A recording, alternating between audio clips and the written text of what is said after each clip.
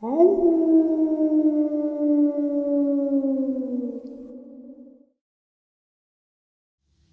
and salutations, everyone. I hope everyone is still doing well, and welcome to today's bonus upload.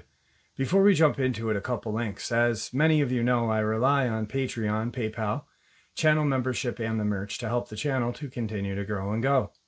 Links to Patreon, PayPal, and channel membership is in the description below. Merch displayed directly under the video. Also, Dogman Frightening Encounters, Volume 1 through 3, the audiobook versions. They were written and researched by Tom Lyons, narrated and produced by me, Jeff Nadolny.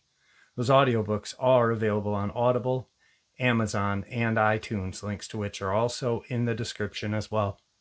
And finally, last but definitely not least, if you'd really like to help support the channel to continue to grow and go, simply subscribe. It does not cost a cent. Click the like button. It takes half a second. If you don't want to miss out on any of the informative uploads that I put out daily, click that bell icon. And folks, please leave a comment. Why? Well, because all of these things really do help the channel to continue to grow and go. And yes, folks, they definitely do matter.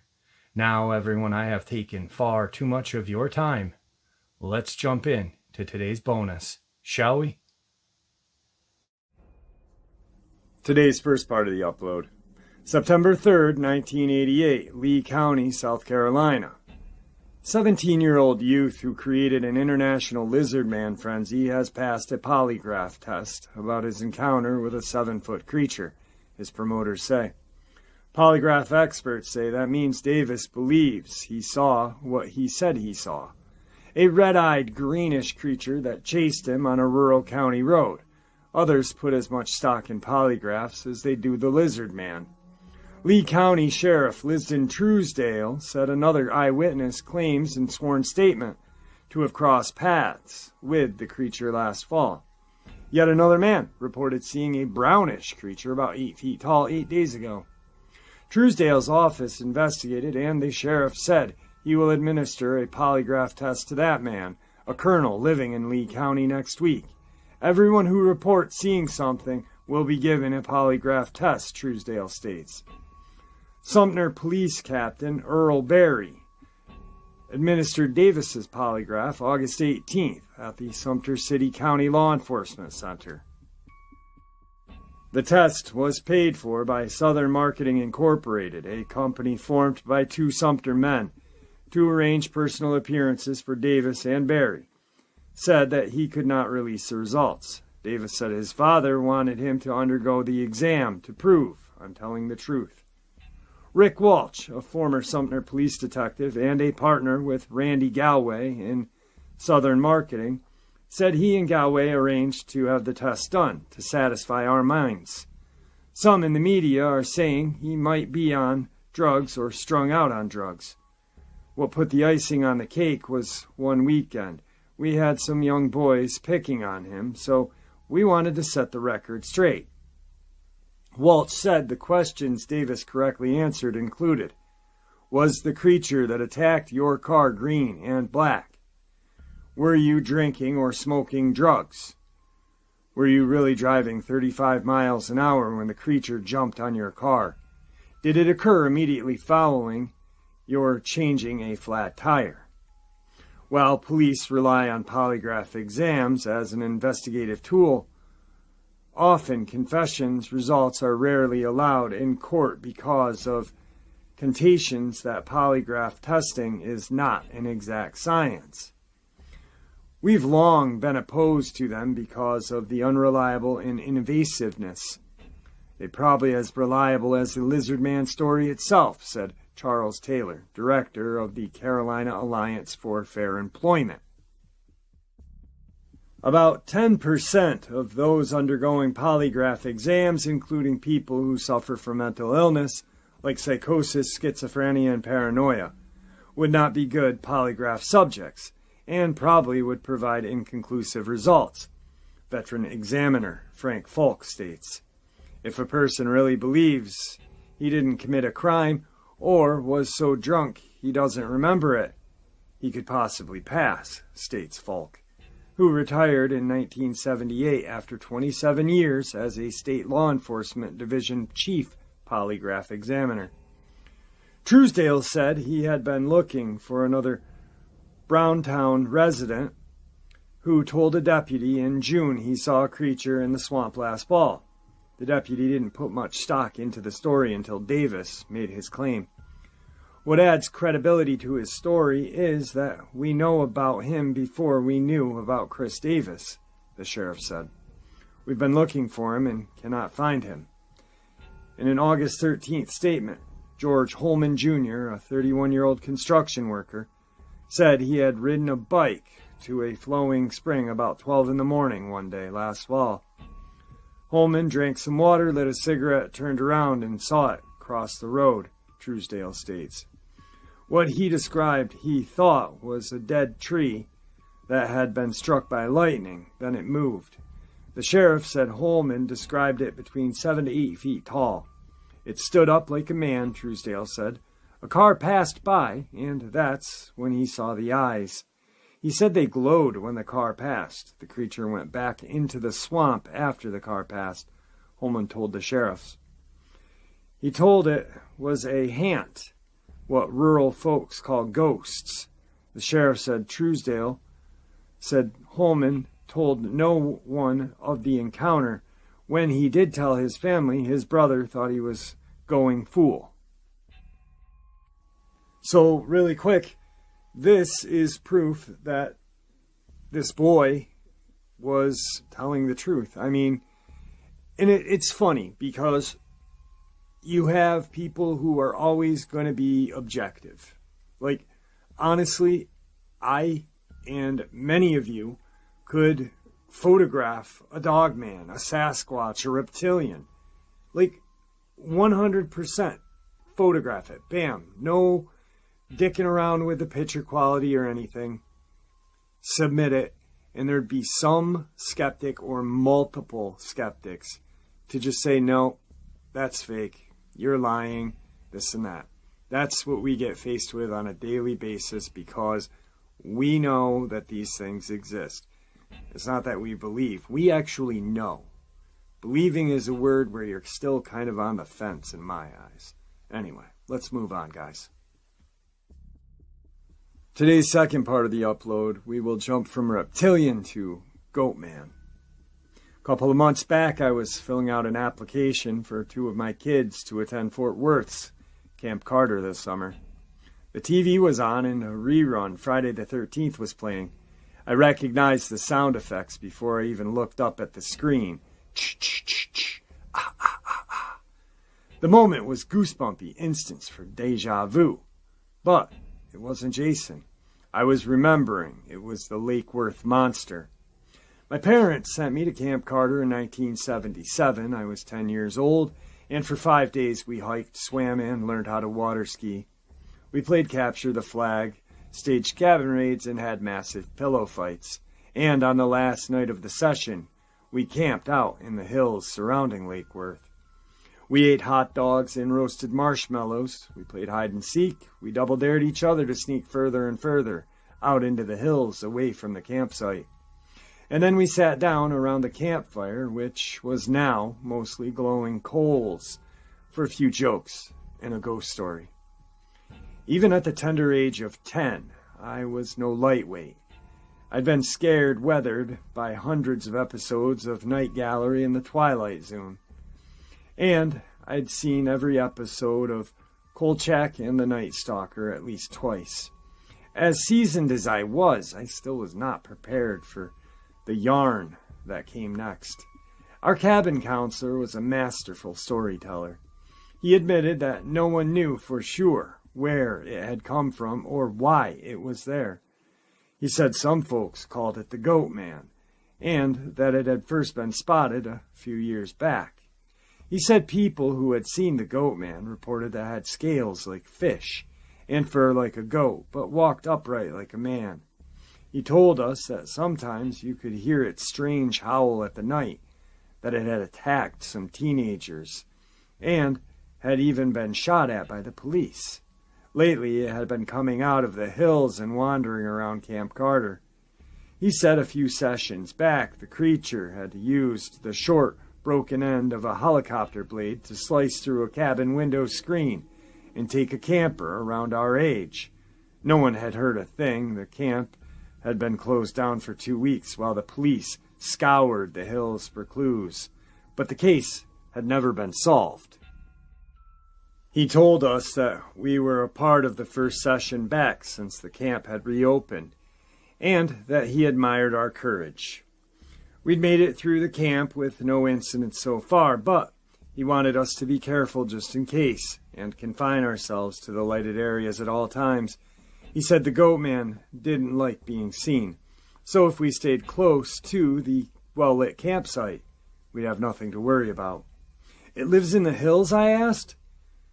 "You've never found the missing camper?" another inquired. "We found a pair of glasses," the counselor said, "and a sock with specks of blood on it." We were enthralled. We were excited. We were only mildly frightened until all the lights in the camp suddenly went black and we heard a ghastly, piercing shriek. Then, for what seemed like an eternity, the dark was full of as much mayhem and mortal terror as a platoon of 10-year-olds could endure. We screamed and wailed, on the verge of tears, not sure whether to run or hide. Just before we trampled over each other and the camp devolved into utter hysterics, the lights came back on. The joke was on us. But it was over. We laughed about it until it was time to go to bed, then most of us fell asleep with our flashlights on. That was 32 years ago. The real events and the origin of our camp counselor's tale actually transpired 8 years earlier. Initial sightings began around the late June 1969. The Fort Worth Police Department started receiving reports about something that was frightening folks around Lake Worth. The police dispatcher at the time was quoted as saying that they simply laughed them off as pranks. Then, in the wee hours of July 10th, just after midnight, John Richart and his wife and 2 other couples were parked together at Lake Worth near Gear Island. They were simply taking in the view when something suddenly leapt from a nearby tree onto their vehicle. The thing tried to grab Richard's wife, but he drove away before it could reach her and immediately contacted the police. 4 police units responded to the Richard's call and inspected the site of the attack. They found nothing except an 18-inch scratch down the side of Richard's car. That, every witness claimed, was caused by the creature grasping claw. The victims described their attacker as part man and part goat, and claimed that it had been covered with fur and scales. The police again suspected that it was some kind of prank, but made a serious investigation anyway because, as Patrolman James S. McGee observed, the Richards and their friends were genuinely terrified. Later in the day, the June 10th afternoon edition of the Fort Worth Star-Telegram featured a front-page story on the thing that had attacked the Richards.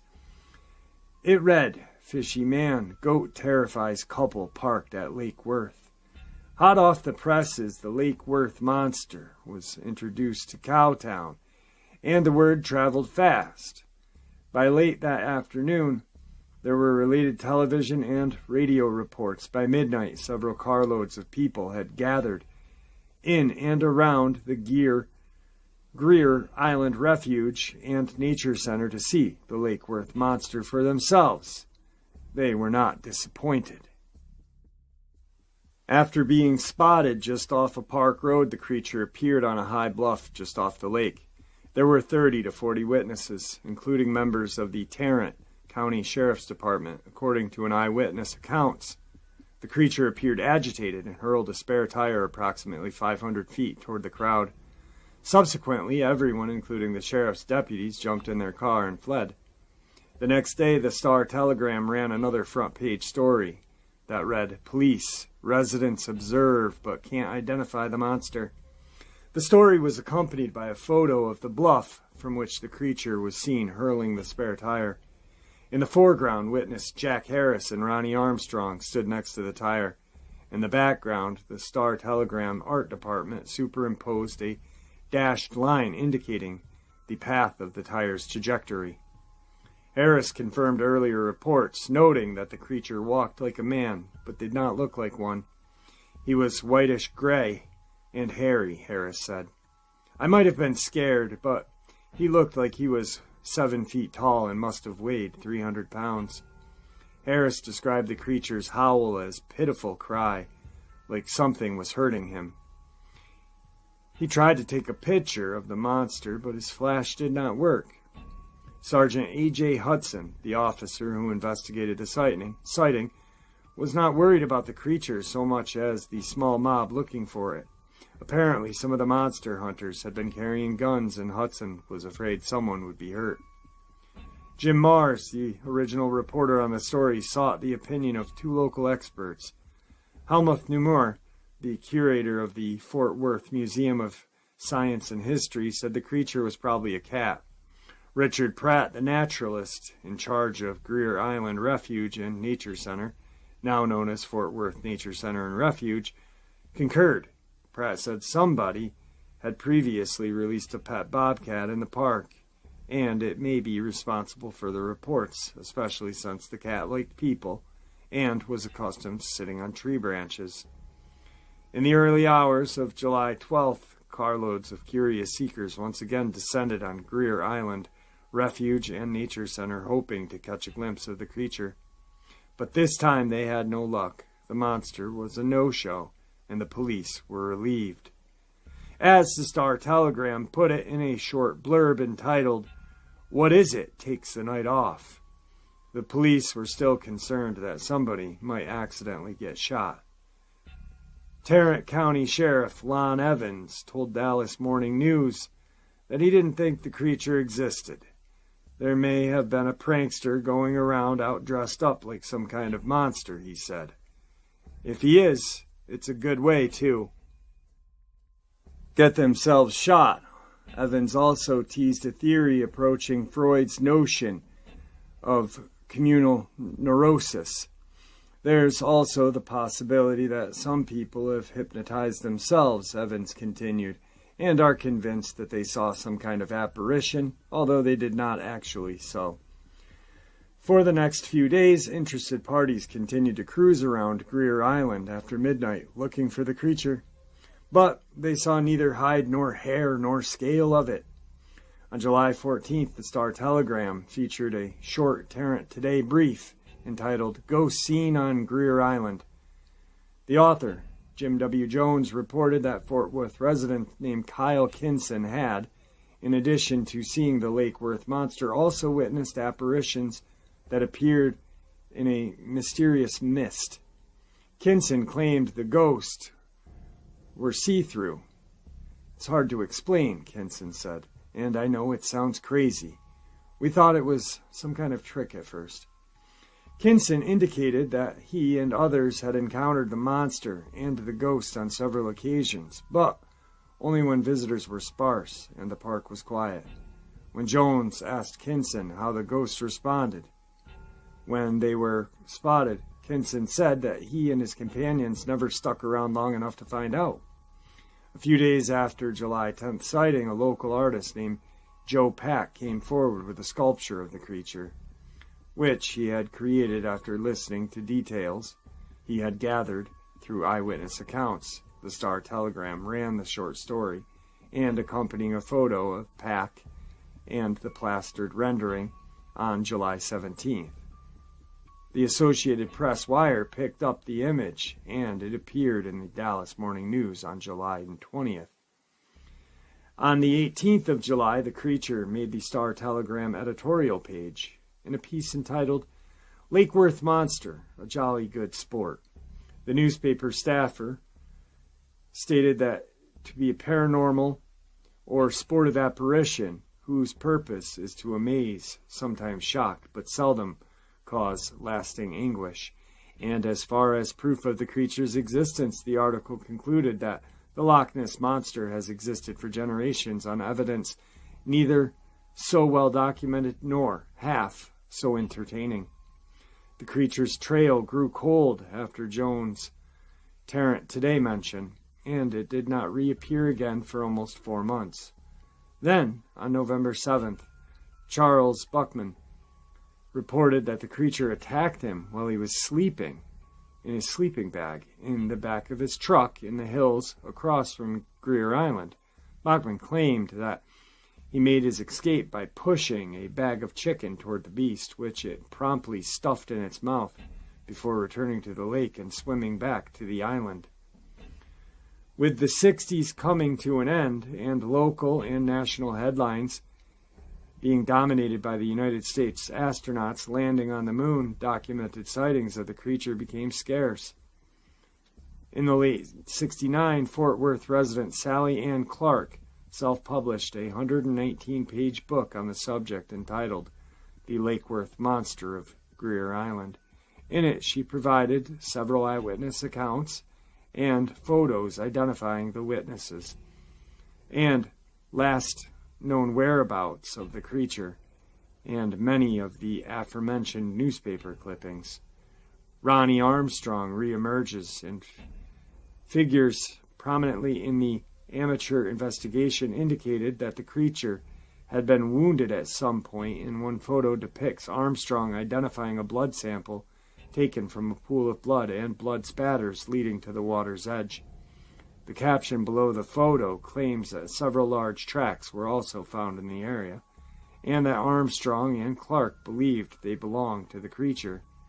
Another photo identifies Fort Worth resident Gary Sanford and several teenagers from Diamond Hill, noting that the boys had originally referred to the creature as the Mud Monster, and they had been chasing it for more than 3 years. The book also identified Fort Worth residents Mr. and Mrs. James Bromlett and Linda Gilman of Palm Springs, California, all claiming they have heard the monster in the area and discovered dead, mangled sheep that they believed to be its handiwork. The creature then appeared to take an easterly sabbatical. In 1971, a group of hunters reported seeing Goatman in Marshall, Texas. Then it resurfaced in Tarrant County, but appeared to pond jump. On the evening of March 13, 1973, Mark Frickle, a 19-year-old security officer at Carswell Air Force Base, had approached the 7-foot-tall creature, which looked like a large bear, at Benbrook Lake. Frickle had been relaxing at the holiday park, listening to the radio and enjoying a soft drink. He reported he heard a scream and turned and immediately saw an unidentifiable creature splash through the shallows and disappear into the surrounding brush. He phoned the Benbrook Police Department, and they responded with a search party, but no trace of the creature was ever found.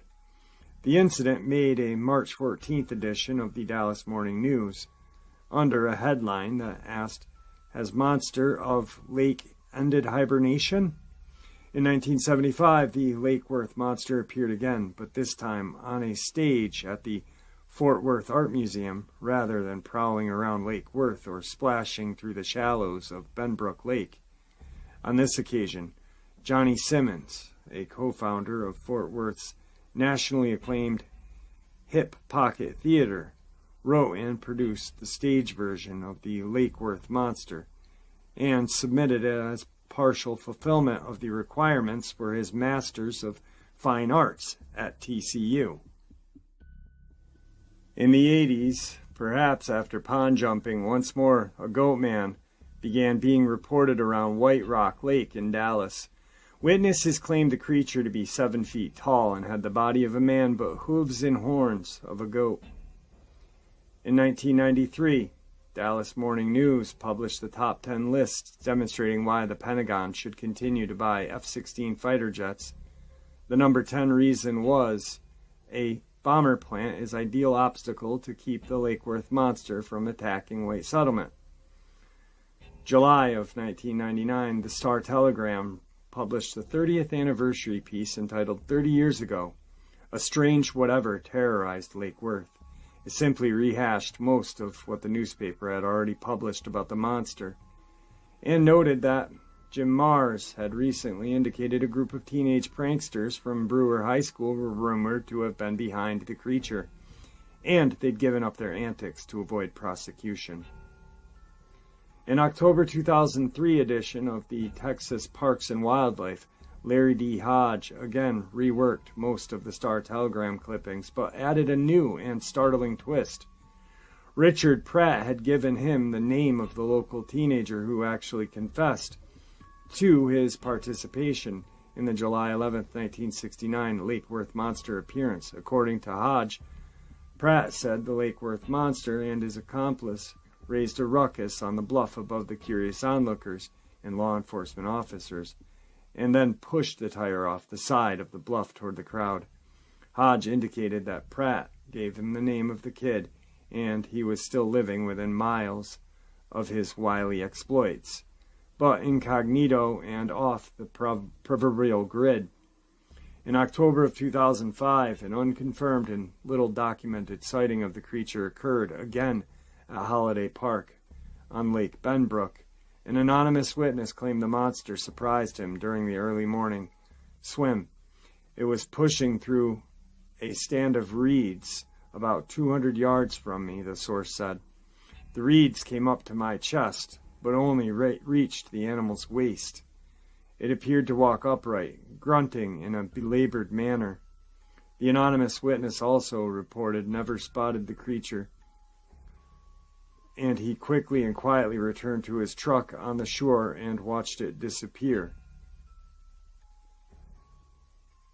On July 8th, 2006, the Star-Telegram revisited the subject once again, 37 years after snapping photo.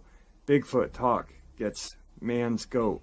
In it, staff writer Bud Kennedy spoke with Alan Pulser, the only man ever to get a picture of the creature. Pulser, the owner of the House of Allen women's boutique at the time, said he snapped a Polaroid of the monster when he was driving with his friends along the shore one night during what Kennedy's terms was monster fever. Pulser indicated that something furry stood alongside the road, and a female companion screamed, "Look, look, look, there it is!" And he captured an image of it as it ran away. The photo wound up with Sally Ann Clark and now appears on a Bigfoot website all over the internet. As indicated by the title of Kennedy's piece, Pulser now distances himself from the authenticity of the picture because he believes the monster he captured in the Polaroid wanted to be seen. So really quick, on this one, I'm challenging whoever came out and said, "Oh, it was me in 1969," because there were numerous people there, and they claimed that the tire was thrown, not just bumped off by a couple of kids, or, it was one thing, and it threw. Numerous sightings all around that area, so it couldn't have been a prankster, if you know what I'm saying. We're going back some time, and then moving forward into the future, there's still these sightings. So, whatever this guy in 1969 is claiming he did, I doubt. I highly do.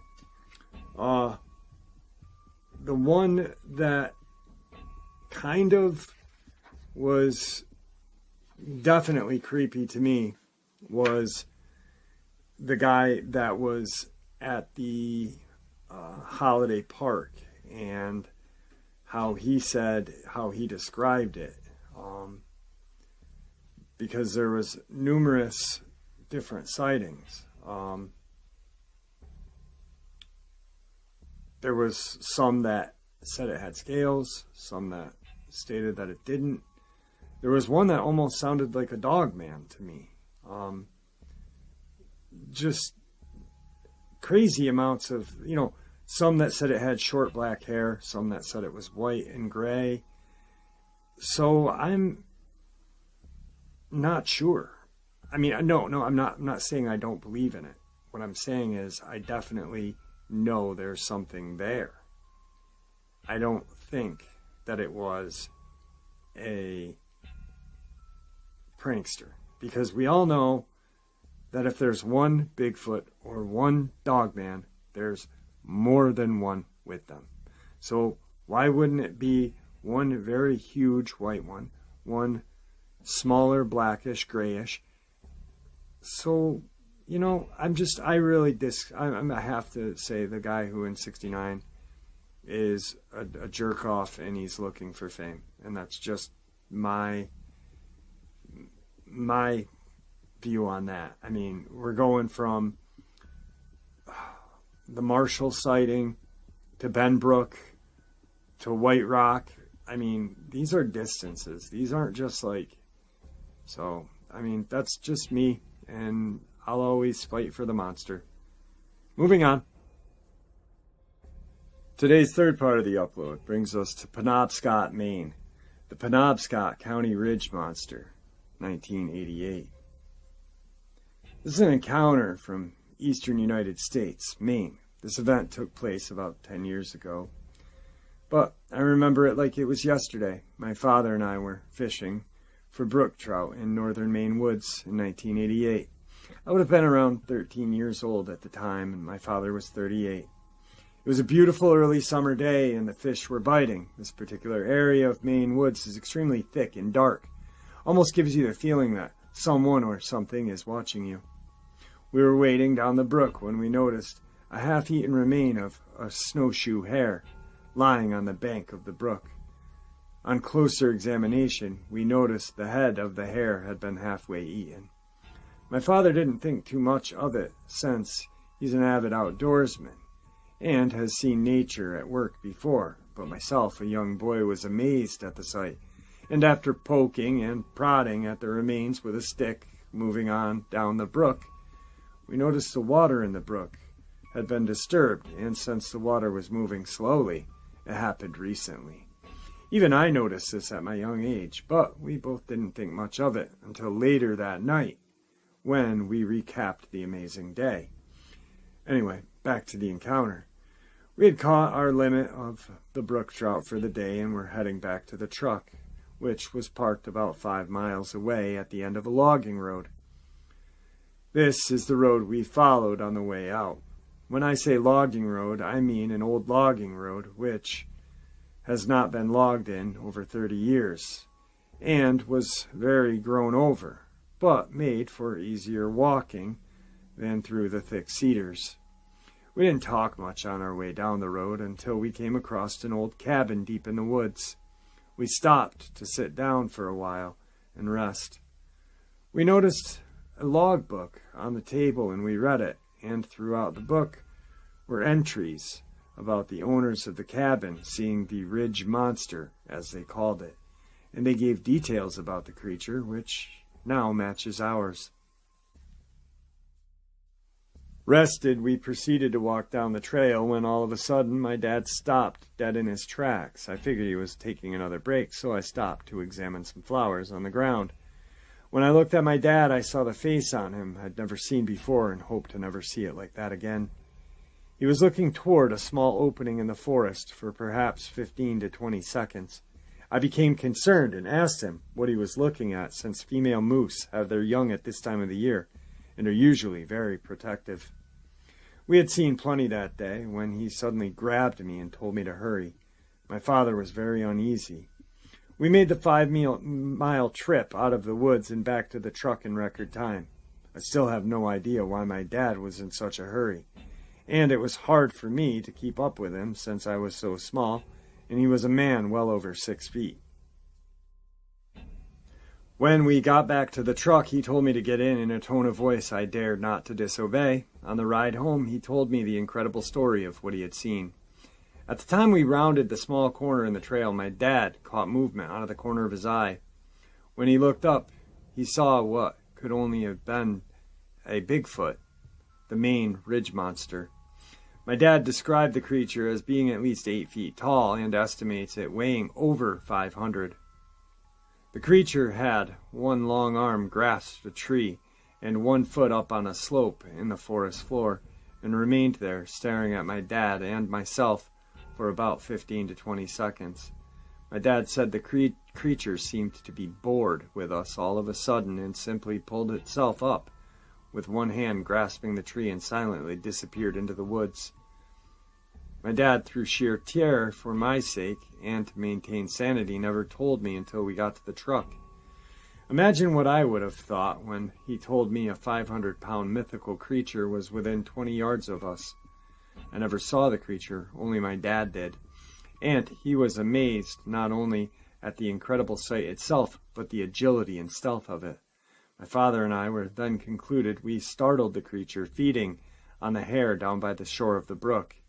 It followed us throughout the day out of curiosity while keeping its distance.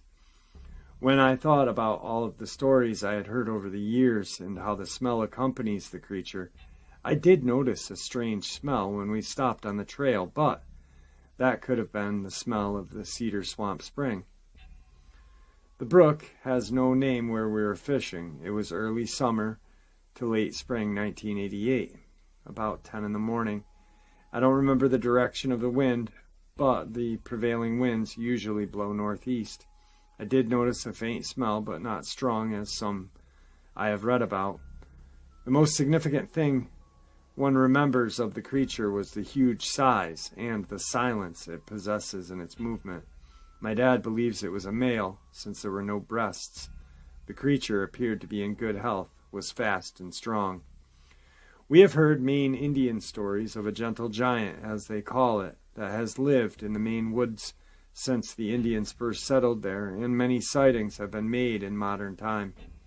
My father is a well-respected man in our community and has never told anyone outside of our family, and plans to keep it that way. And there you have it, folks. Today's bonus. I do hope you all enjoyed it as much as I enjoyed sharing it with you. I'd like to thank you all for supporting the channel. After all, it is your support that keeps this channel growing and going, and honestly what gives us all a place and a chance to share our experiences and theories judgment-free. Everyone is treated with the respect that we deserve, so thank you. Please, everyone, stay safe, happy, healthy, and ever vigilant, keeping an eye on your children, your pets, your family, and friends. These creatures are real. They are dangerous. Share this information with those you love and care about. It may just help save their lives someday, to be honest. And that's why I say share it. Even if they don't want to hear it, or they don't even have an inkling of believing, just make a suggestion someday. So when they are hiking or camping or something, and they hear a weird noise, or they see something that their mind can't really register or process, they are aware. They think back to where, oh my God, my cousin or my friend told me about this. Holy cow. And it may just help save their life someday. And until next time, never stop asking questions, never stop searching for the truth, and God bless you all.